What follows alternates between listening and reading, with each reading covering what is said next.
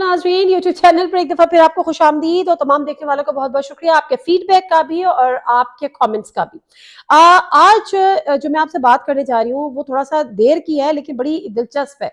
उसकी वजह यह है, बड़ी हैरान कुन भी है। कल जब मैंने ज़मान पार्क के मनाजिर देखे, जब ये इत्तला थी कि इमरान खान साहब की जो हिफाजती जमानत है वो कैंसिल हो गई थी और उसके बाद जो है वो पुलिस की दौड़े लग गई या पुलिस की दौड़े बिला वजह लगा दी गई। अब इत्तलात ये हुई कि जी शायद इमरान खान साहब को गिरफ्तार करने की तैयारी है। असद उमर हो, मुराद सईद हो, जितने भी उनके सीनियर रहनुमा थे, उन्होंने सोशल मीडिया पर डाल दिया कि जी इमरान खान साहब को गिरफ्तार करने का जो है वो तय कर लिया गया है। तो तमाम जो लाहौर के पीटीआई के कारकुन जो हैं वो ज़मान पार्क पहुंचे। अब ये रात गए लेट नाइट के मनाजिर थे। मैं तो देखकर हैरान रह गई कि इतना जोश, इतना वलवला, इतनी मोहब्बत अपने लीडर के साथ, और उसको फिर लोग रिलेट किस चीज से करने लगे? रिलेट करने लगे टर्की से। तुर्की में जब उनके जो तैयब अर्दगान थे उनको गिरफ्तार करने जब coup की कोशिश की गई वहां की स्टैब्लिशमेंट की तरफ से, तो वहां पर लोगों ने क्या किया? अच्छा, मुझे आपसे ये ऑलरेडी बात करनी थी, ठीक है, मैंने आज अपने सोच के रखा हुआ था जहन में, लेकिन अभी बिल्कुल बात करने से पहले पहले एक वीडियो मेरे पास आई जो व्हाट्सएप ग्रुप में चल रही होती है, और उस वीडियो में एग्जैक्टली वही था जो मैं आपको बताना चाह रही थी। तो जो वो कैप्शन लिखा है ना, वो मैं जरा आपको बता दूं और उसके बाद मैं आपको वो विजुअल्स दिखाऊंगी जो मेरे मौसूल हुए। उसमें लिखा है कि टर्की में जब रजब तैयब अर्दगान को गिरफ्तार करने आए तो वहां की आवाम ने कुछ ऐसा किया। तुर्की की आवाम को जितना प्यार अर्दगान से था, पाकिस्तानी आवाम को खान से उससे कहीं ज्यादा है, और उसके साथ ये कि इसलिए हमारा इम्तिहान ना लेना। अब ये जो बात की है ना, ये जरा मनाजिर देखें।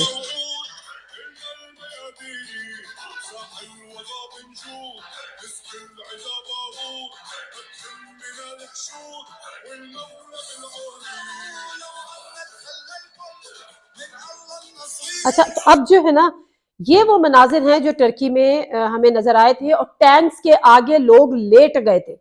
हमारे यहाँ हालात और इससे जो लोगों के जज्बात हैं ना, वो इससे कहीं मुख्तलिफ नहीं है। तो इसलिए जो वो कारकुन कह रहे हैं कि हमारा इम्तिहान ना लेना, तो ये थोड़ी तो एक एडवाइस है इस हुकूमत को कि अब ये ना करें। अच्छा, मैं जब ये बात कर रही हूँ ना, देखिए, एक कोई भी जो पॉलिटिकल पार्टी होती है ना, उसका सबसे बड़ा चैलेंज क्या होता है? उसका सबसे बड़ा चैलेंज ये होता है कि वो अपने कारकुनों को और अपने वोटर्स को, अपने सपोर्टर्स को मोबिलाइज करना या उनको मुतहर्रिक रखे, ठीक है। और यहाँ पर जिस तरह से तमाम सियासी जमातों का ये चैलेंज है, इसी तरह से पीटीआई के लिए भी ये चैलेंज है।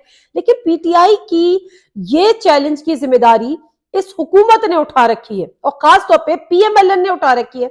अब आप सोचे होंगे कि मैं ये क्या बात कर रही हूँ, तो मैं बिल्कुल दुरुस्त बात कर रही हूँ, क्योंकि जितना आप खान के खिलाफ जाते हैं, जितनी आप खान के खिलाफ बात करते हैं, जितना आप उसको तनकीद का निशाना बनाते हैं, जितना आप उसकी गिरफ्तारी की बात करते हैं, जितना आप उसके केसेस पे बात करते हैं, जितनी आप उसकी ऑडियो वीडियोस रिलीज करते हैं, जितनी आप तोशा खाना पे बात करते हैं, फिर उस पर जितनी आप कैरेक्टर असैसिनेशन करते हैं, फिर कभी उस पर आप बगावत के केसेस की बात करते हैं, कभी उसके ऊपर दहशतगर्दी के केसेस की बात करते हैं, और ये सब जब आप करते हैं तो आप अपने कहीं जो है वो आप अपने आप को शायद कुछ पता नहीं क्या बनाने की कोशिश कर रहे होते हैं कि जी आपके पास बड़ी ताकत है, और खान को मिलाइन करने की कोशिश कर रहे होते हैं, लेकिन असर ही उल्टा होता है। फिर मुझे एक उर्दू का एक मुहावरा याद आ रहा है कि मर्ज बढ़ता गया जूजू दवा की। तो पीएमएलएन दवा किए जा रही है और उसका अपना मर्ज बढ़ता चला जा रहा है। तो वो जितनी तोहमतें वो इमरान खान साहब पे लगा रही है, उतना इमरान खान साहब को फायदा हो रहा है। अच्छा, बात सिर्फ यहां तक महदूद नहीं है। जो रही सही कसर है ना, वो पीएमएलएन की इंतहाई बैड गवर्नेंस और इंतहाई मखदूश किस्म की माशी पॉलिसी, बदतरीन माशी पॉलिसीज। मतलब महंगाई का आपने वो तूफान कर दिया है कि आप अपनी शक्लें दिखाने के लिए अब रवादार नहीं है कि आप अपने हलकों में जाएं और आप अपनी शक्लें दिखाएं। अगर मेरी जगह हसन निसार साहब होते तो वो कहते भूता दिखाएं, तो मैं हसन निसार नहीं हूं, इसलिए मैं शक्लें दिखाई तक की बात करूंगी। तो अब ये मशवरे, अच्छा ये बात मैं नहीं कह रही, ये बात ख्वाजा आसिफ साहब कह रहे हैं, ये बात राना सनाउल्लाह साहब तो नेशनल टीवी पे बैठ के कह रहे हैं कि हमारे लिए बड़ा मुश्किल होगा। तो सोचने की और समझने की जरूरत यह है, देखें, पीएमएलएन वालों को यह समझने की जरूरत है कि आपकी 13 इत्तेहादी जमातें हैं, ठीक है, पीडीएम में कुछ हैं, कुछ पीडीएम के बाहर है, जैसे पीपल्स पार्टी एएनपी। तो 13 इत्तेहादी जमातें हैं, जिसमें फजलुर रहमान भी है, जिसमें एमक्यूएम भी है, जिसमें बाप भी है, जिसमें एएनपी भी है, जिसमें पीपल्स पार्टी भी है, और अख्तर मेंगल साहब वाली भी है, और दीगर शायद छोटी छोटी कुछ हैं। तो वो मिलकर हुकूमत कर रही हैं, हुकूमत के मजे सब ले रही हैं, लेकिन बुराई किस पर आ रही है? सिर्फ पीएमएलएन पर। تو پی ایم ایل این خدا کے لیے یہ سوچے اور آنکھیں کھولے کہ جی آپ کو یہ دھکا دیا کس نے تھا. آپ کو اگر آپ کا یہ خواہش تھی کہ جی حکومت ہماری ہو اور سب نے مل کے تحریک عدم اعتماد پیش کی تھی اور سب نے مل کر جو ہے پی ٹی آئی کی حکومت کو گھر بھیجا تھا, تو یہ جو گند ہے, جو برائی ہے, یہ جو کیچڑ ہے, یہ صرف آپ کے حصے میں کیوں آ رہی ہے؟ تو یہ بڑا سوچنے کی اور بڑے سمجھنے کی بات ہے, کیونکہ اس میں جو ہے وہ پی ایم ایل این کے لیے کوئی بہتری نہیں ہے. اچھا, اب حالات اس حد تک برے ہو گئے, اس حد تک مخدوش ہو گئے, اور کوئی سیاسی بیانیہ جس طرح سے میں بار بار کہتی ہوں نہیں بن رہا کہ مریم نواز صاحبہ کو یہ کہنا پڑا کہ جی میری حکومت نہیں ہے اور یہ تو جو ہے عوام مہنگائی سے بہت پریشان ہے اور اس کا مجھے اندازہ ہے, لیکن میری حکومت نہیں ہے, اور حکومت تب ہوگی جب نواز شریف صاحب یہاں پر آئیں گے. اب جو وہ بات کرتی ہیں مریم نواز صاحبہ پی ٹی آئی کو فائدہ پہنچاتی ہے, اس بات کو لے کر تو بڑی لعن طعن ہوئی, اور سوشل میڈیا پہ ظاہر سی بات ہے ان کے پرانے کلپس نکالے گئے, وہ چلائے گئے, ان کی ٹویٹس چلائی گئی, ہماری حکومت ماشاءاللہ سبحان اللہ الحمدللہ.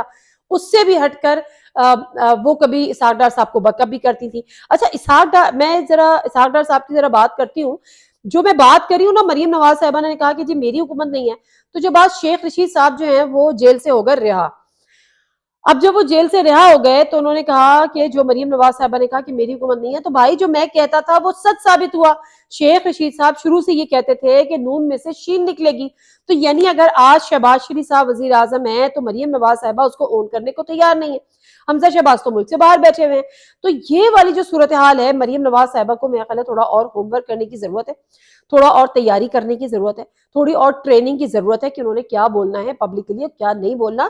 تو میرا خیال ہے جو شاہد خاقان عباسی صاحب, بڑی اچھی بات انہوں نے کی کہ کل وہ ان سے مل لی, ان جیسے سینئر لوگوں کو منائیں, ان کے ساتھ بیٹھے, اپنی سیاسی تربیت کریں اور پھر پبلک میں آ کے بولے. صرف غم و غصہ, چیخ و پکار, لان تان اور جو ہے نا سیاسی مخالفین پہ بیان بازی, یہ صرف الیکشن کے دنوں میں تو کام آتی ہے. ابھی الیکشن آپ خود کہتی ہیں نہیں ہو رہے, ابھی آپ الیکشن میں جانے جیسے ہی نہیں ہے. اچھا, میں واپس آ جاتی ہوں اسحاق ڈار پہ. اب مریم نواز صاحبہ کی اس بات کو ہم مان لیتے ہیں کہ جی ان کی حکومت نہیں ہے. اس حکومت کا اصل مسئلہ کیا ہے کہ وہ عوام کی شکل نہیں دکھا سکتی. وہ اصل مسئلہ یہ ہے کہ آپ کی مہنگائی آپ نے بہت کر دی ہے, معاشی طور پہ ملک کو تباہ و برباد کر دیا. اس کی ذمہ داری کون کی, کس کی ہے؟ شہباز شریف صاحب کی ہے؟ جی نہیں, اسحاق ڈار صاحب کی ہے. اب اسحاق ڈار صاحب کو کون لے کر آیا تھا؟ نواز شریف صاحب نے بھیجا تھا نا جہاز میں. جب شہباز شریف صاحب پتہ نہیں جنیوا سے, امریکہ سے, جنیوا سے ہوتے ہوئے لندن چلے گئے تھے, انہوں نے کہا جی لندن سے ذرا بھائی سے ملتا آ جاؤ, وہ چیف آف آرمی سٹاف کی تعیناتی کا معاملہ تھا, تو پیسے بچانے کے لیے یا کسی کو بتانے کے لیے, کسی کو دکھانے کے لیے اسحاق ڈار صاحب کو بھی اسی جہاز میں بٹھایا اور پاکستان بھیج دیا. اس سے پہلے مریم نواز صاحبہ کی آڈیو تو ہمارے سامنے ہے کہ اسحاق ڈار صاحب کو منانا ہوگا, اسحاق ڈار صاحب کو لانا ہوگا. تو بھائی آپ کی چوائس اسحاق ڈار صاحب ہی تو تھے, اس کے علاوہ آپ کی چوائس کون ہے؟ آپ نے مفتاح اسماعیل صاحب کو سائیڈ لائن کیا کہ وہ ان سے معاملات نہیں چل رہے. اس سے تو بہتر تھا مفتاح اسماعیل صاحب سے ہی چلا لیتے, اور پھر ری لانچنگ جو ہے یا لانچنگ جو ہے وہ اسحاق ڈار صاحب کی آپ بعد میں کرتے. اب اسحاق ڈار صاحب نے اس ملک میں آ کے کیا کیا؟ آئے تو وہ بڑے ترم خان بن گئے, آنے کے بعد جو ان کے اپنے جو اکاؤنٹ فریز تھے وہ انہوں نے انفریز کرائے, ان کے جو گھر تحویل میں تھے یا ضبط کر لیے گئے تھے وہ آپ نے فری کرائے. مطلب سب آ کے اپنا اپنا بھلا کرتے ہیں, اور اس کے بعد یہ جا وہ جا. میں اسحاق ڈار صاحب کی تقریر سن رہی تھی ایوان میں جب انہوں نے منی بجٹ پیش کیا, بل پیش کیا, تو جو ان کا ابھی بھی جو لب و لہجہ تھا اس میں شرمندگی نہیں تھی, نہ اس میں شرم تھی, نہ اس میں حیا تھی. وہ خواجہ آصف والی نہ شرم تھی نہ حیا تھی. تو میرا خیال ہے خواجہ آصف صاحب بار بار ہر ایک کو ٹویٹ کرتے ہیں, کوئی شرم کوئی حیا, تو ایک ٹویٹ وہ اسحاق ڈار صاحب کے لیے بھی کر لیں, تھوڑا اور آگے بڑھ جاتے ہیں. اچھا, اب پی ایم ایل این, دوسری بات رہ گئی پیپلز پارٹی کی. اب پیپلز پارٹی اس وقت جو ہے وہ سب سے فائدے میں رہنے والی جماعت ہے, کیونکہ پیپلز پارٹی کے ساتھ کوئی لائبلٹی نہیں ہے. پیپلز پارٹی کے جو وزیر خارجہ بنے ہیں بلاول بھٹو زرداری صاحب, وہ ملک گھوم رہے ہیں, وہ اپنے لیے لابنگ کر رہے ہیں, وہ اپنے آپ کو نیا وزیر اعظم پاکستان کا دیکھ رہے ہیں. تو سمجھنے کی بات یہ ہے کہ آپ عمران خان, سمپل یہ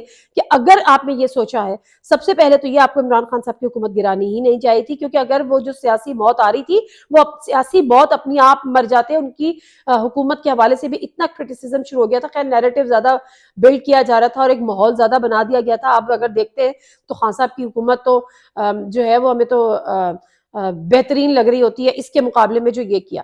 تو ان شارٹ یہ کہ ایک غلطی آپ نے اپریل میں کی, آپ نے حکومت سے ان کو باہر نکالا، پھر آپ غلطی در غلطی در غلطی کرتے چلے آ رہے ہیں، اور سب سے بڑی غلطی آپ کریں گے، آپ نے عمران خان صاحب کو زیرو سے ہیرو بنا دیا، سب سے بڑی غلطی آپ یہ کریں گے کہ اگر آپ ان کی گرفتاری کرتے ہیں تو اس سے بڑا پاگل پن، بے وقوفی، جہالت اس کچھ بھی نہیں ہوگی، اور جو ہے وہ آپ کے ہاتھ پھر کچھ بھی نہیں آئے گا۔ آئی ڈونٹ نو، الیکشن سے آپ بھاگ رہے ہیں لیکن کبھی نہ کبھی تو ہوں گے۔ پنجاب کے الیکشن کے لیے سپریم کورٹ کی ہیئرنگز چل رہی ہیں، وہ اگر آرڈر کر دیتی ہیں تو پھر پنجاب میں الیکشنز ہوں گے، آپ کہاں منہ چھپائیں گے؟ بہت بڑا سوال ہے، سوچیے گا ضرور۔ ناظرین، مجھ سے کوئی اجازت دیجیے، اللہ حافظ۔